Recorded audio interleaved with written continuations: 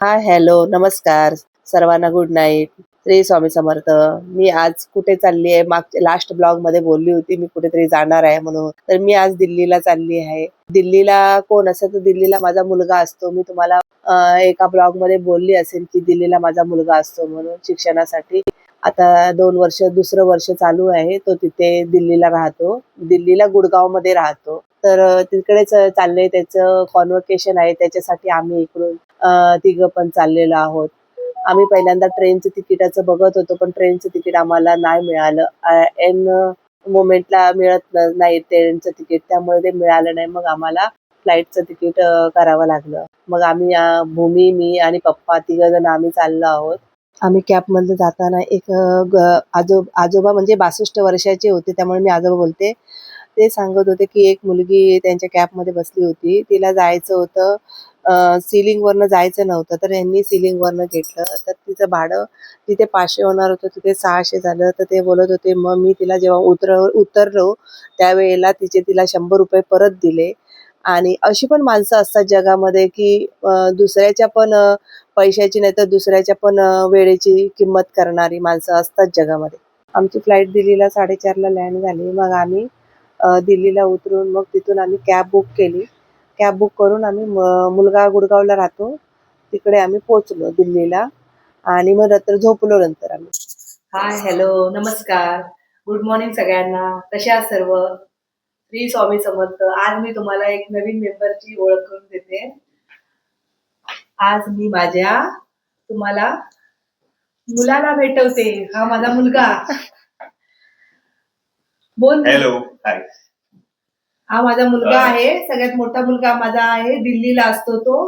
त्याचं MBA झालंय, त्याचं कॉन्व्हर्सेशन आहे, त्याच्यासाठी आम्ही इकडे दिल्लीला आलेलो आहे. माझ्या मम्मीने नवीन ब्लॉग चॅनल स्टार्ट केलाय. खूप मेहनत घेते ती, माझ्या मागे लागलेली असते की ब्लॉग अपलोड करायचा आहे, हे ते.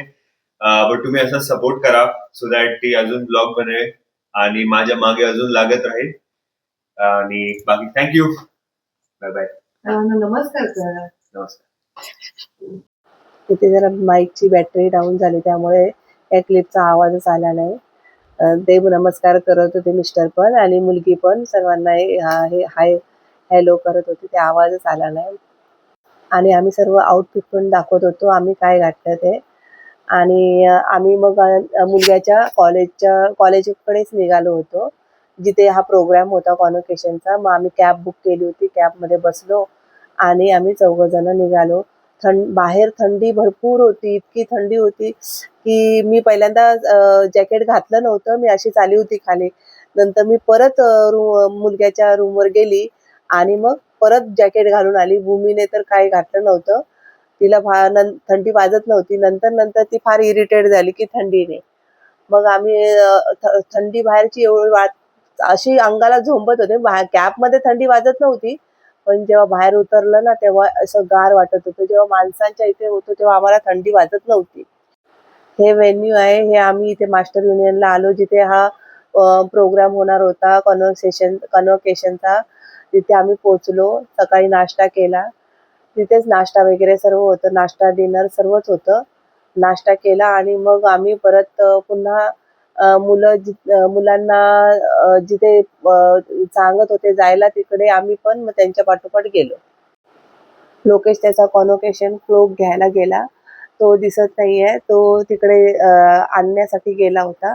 तोपर्यंत आम्ही नाश्ता वगैरे केला. मिस्टरांनी, मी, भूमीने नाश्ता केला आणि आम्ही पाहत होतो. आम्ही ह्याच्या अगोदर पण मी ज्या वेळेला तो इथे आला होता सुरुवातीला, पहिल्यांदा गेल्या 2024 मध्ये, त्यावेळेला पण मी इथे ह्या ठिकाणी आली होती. त्याचं ऍडमिशन होतं, त्या ठिकाणी आलो होतो आम्ही. आता हे परत 1.5 वर्षाने परत मी इकडे आली आहे. याचा एरिया खूप छान आणि मस्त, छान, अगदी मस्त वाटतो. खूप सुंदर वाटतं. बाहेर थंडी वाजते, पण आतमध्ये खूप छान आहे. असे खाली सर्व फूड कोर्ट आहे.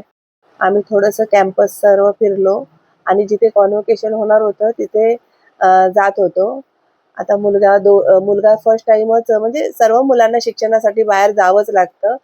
आई वडिलांना पण मुलांना काय आपल्यापासून दूर ठेवावं असं वाटत नाही, पण त्यांचं कल्याण होत असेल तर प्रत्येक आई वडील असंच करतात की ते त्यांच्या भलं, त्यांचं भविष्य चांगलं व्हावं म्हणून आपल्यापासून त्यांना दूर जावंच लागतं. मला खूप प्राऊड वाटतं माझ्या मुलाचं, कारण त्याने 3 वर्ष जॉब केला अगोदर आणि त्याच्यानंतर स्वतःच्या हिमतीवर त्याने हे MBAचं जे काही MBAला खर्च येणार ते स्वतःच्या हिमतीवर सगळं केलं त्याने. मला खूप अगदी प्राऊड वाटलं, मला भरून आलं की माझा मुलगा 2 वर्ष राहिला तिथे, सगळं त्याने व्यवस्थित सगळं हँडल केलं. व्यवस्थित अगदी राहून आपली तब्येत वगैरे सगळं सांभाळून चांगलं स्टार्टअपमध्ये पण त्याने खूप चांगलं केलं. मी माझंच सांगत नाही, प्रत्येक आई वडिलांना आपल्या मुलाचा अभिमान असतोच. स्वतःच्या मुलाने काहीतरी चांगलं केलं, प्रगती केली तर प्रत्येक आई वडिलांना ते चांगलंच वाटत असतं. आणि आपल्यापासून दूर राहिल्यावर आई वडिलांना आपल्या मुलाच्या बद्दल खूपच जी चिंता आणि खूप प्राऊड वाटतं. माझ्या मुलग्याने खूप चांगलं केलं, मला पण खूप भरून आलं आणि ते बघून मला असं आनंद अश्रू आले माझ्या डोळ्यात. आता आम्ही इथे ऑडिटोरियममध्ये आलो जिथे कॉन्व्होकेशन होणार होतं आणि चीफ गेस्ट म्हणून कोण येणार आहेत ते तुम्ही येणाऱ्या दुसऱ्या ब्लॉगमध्ये बघा. आणि हा ब्लॉगचा मी इथेच एंड करत आहे. सर्वांना नमस्कार. श्री स्वामी समर्थ. चला बाय.